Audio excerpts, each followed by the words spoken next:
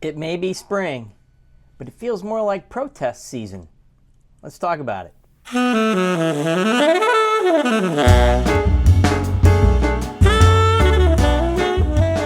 Protest season. Hey, that occurs whenever somebody wins and somebody loses.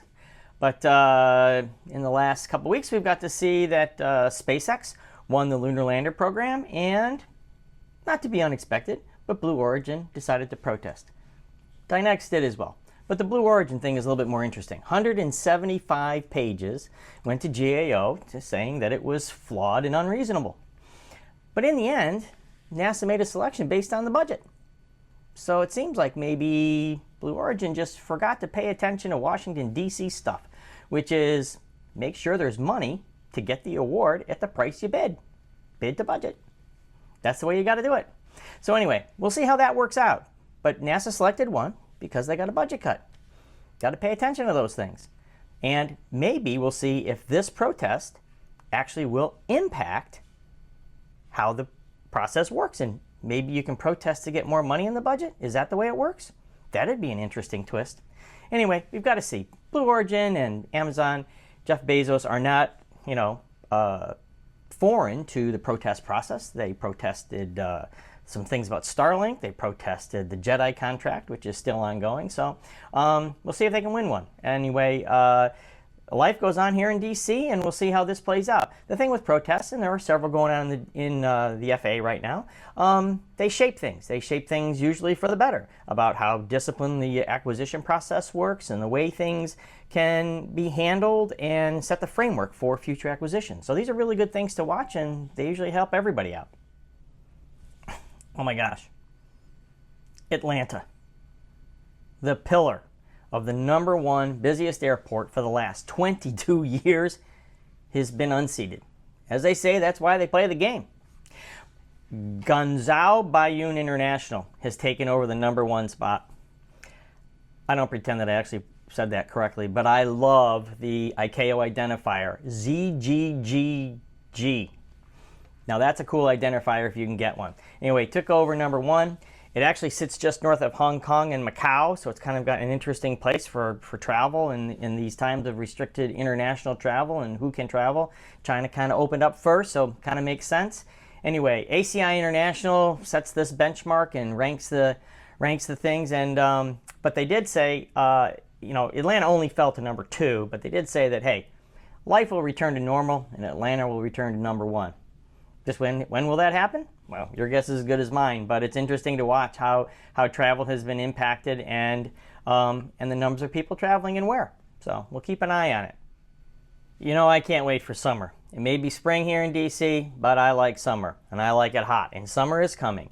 And American United are ramping up for pretty much a pre-pandemic level of recovery. American's going to run 90% of capacity as they did in 2019 and 80% internationally. So 90% domestically, 80% internationally. And United is going to have their highest capacity since pre-pandemic, and they're going to run 67% of capacity. This is pretty cool stuff. And the hottest destination, well, it's not the hottest, but it's the hottest, is Hawaii. 1,100 flights planned from the U.S. mainland to Hawaii during June alone. That's pretty amazing. And the CDC is reminding everyone that a pandemic's going on, but I don't think that's doing much good. So what about those middle seats? I mean, that's really the question. Kansas State just released a thing that said, hey, blocking the middle seat is actually a good thing for, spreading the pandemic. But who is blocking those middle seats? And the answer is nobody. Nobody's blocking that middle seat.